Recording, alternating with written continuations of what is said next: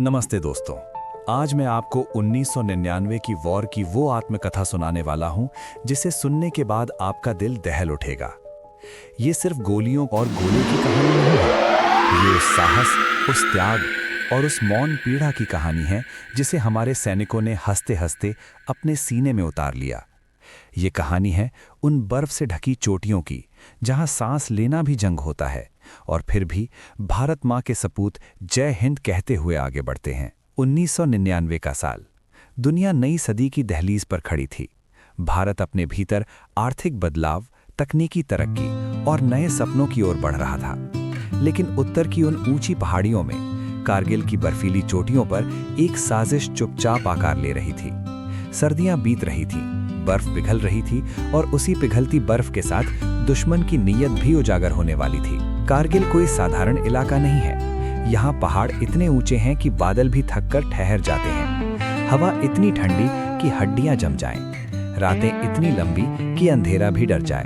और ऐसे इलाके में जहाँ आम आदमी की जिंदगी की कल्पना भी मुश्किल है, हमारे जवान महीनों तक तैनात रहते हैं। 1999 की गर्मियों में जब आम लोग छुट्टियों की योजना बना रहे थे, तब भारतीय सेना के जवान सीमा पर अपने कर्तव्य में डटे थे।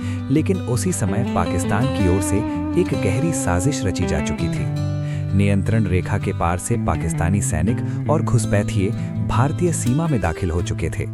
वे ऊंचाई पर बैठ गए थे, जहां से नीचे की ओर लड़ाई लड़ना अपेक्षाकृत आसान होता है। उनका मकसद साफ था, राष्ट्रीय राजमार्ग को काटना, लद्दाख को शेष भारत से अलग करना और अंतर्राष्ट्रीय मंच पर भारत को दबाव मिलाना। शुरुआत में किसी को अंदाजा नहीं था कि हालात इतने गंभीर हो चुके हैं। स्थानीय चरवाहों ने कुछ असामान्य गतिविधियों की सूचना दी। फिर धीरे धीरे भारतीय सेना को यह एहसास हुआ कि ये सामान्य घुसपैठ नहीं है, ये एक सुनियोजित सैन्य हमला है। जैसे जैसे सच्चाई सामने आती गई, पूरे देश की धड़कनें तेज होती गई। दिल्ली में बैठे देश के नेताओं के सामने सबसे बड़ी चुनौती थी स्थिति को संभालना, सेना को पूरी आज़ादी देना और साथ ही अंतर्राष्ट्रीय कूटनीति को संतुलित रखना। प्रधानमंत्री, रक्षा मंत्री, सेना प्रमुख, हर स्तर पर बैठकों का दौर शुरू हुआ। फैसला साफ था, भारत अपनी जमीन का एक एक इंच वापस लेगा, लेकिन नियंत्रण रेखा पार नहीं करेगा। ये एक कठिन लेकिन नैतिक रूप से मजबूत निर्णय था। अब बात करते हैं उन जवानों की जिन पर इस फैसले को जमीन पर उतारने की जिम्मेदारी थी।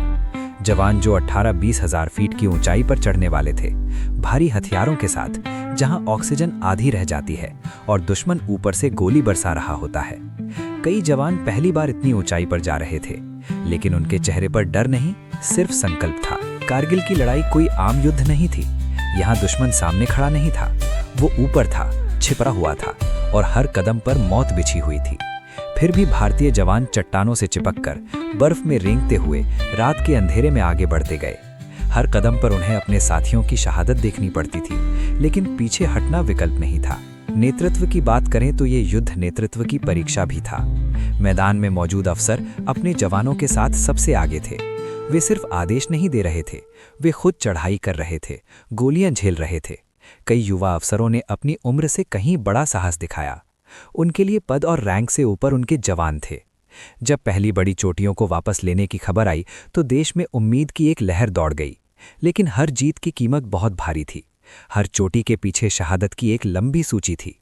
माँ बाप, पत्नी, बच्चे सब अपने अपने घरों में टीवी के सामने बैठे थे, हर खबर के साथ दिल थामे हुए। भारतीय वायुसेना ने भी इस युद्ध में अहम भूमिका निभाई। पहाड़ों के बीच उड़ान भरना आसान नहीं होता, लेकिन हमारे पायलटों ने अद्भुत साहस दिखाया। सीमित संसाधनों और कठिन परिस्थितियों के बावजूद उन्होंने दुश्मन के ठिकानों को निशाना बनाया।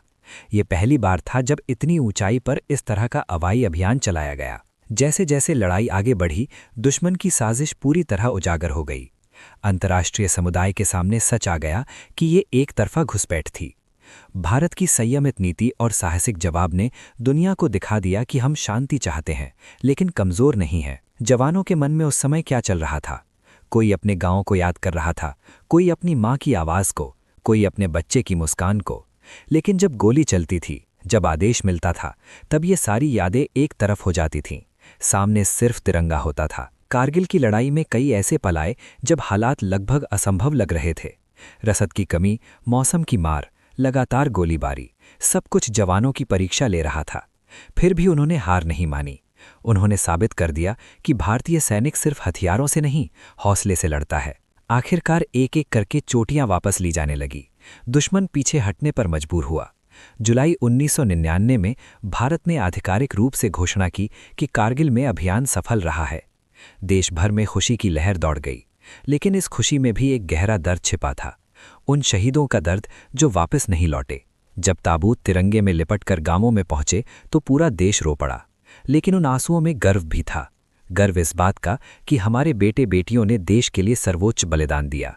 1999 की ये जंग हमें बहुत कुछ सिखा गई। इसने हमें बताया कि आज़ादी की कीमत क्या होती है। इसने ये भी दिखाया कि नेतृत्व, साहस और एकता से असंभव को भी संभव बनाया जा सकता है। ये युद्ध सिर्फ सीमाओं की रक्षा का नहीं था, ये आत्मसम्मान की रक्षा का युद्ध था। आज जब हम आराम से अपने घरों में बैठते हैं, तब हमें याद रखना चाहिए कि ये शांति यूं ही नहीं मिली। इसके पीछे उन जवानों का खून, पसीना और आंसू हैं जो बर्फीली चोटियों पर हमारे लिए लड़े। जय हिंद।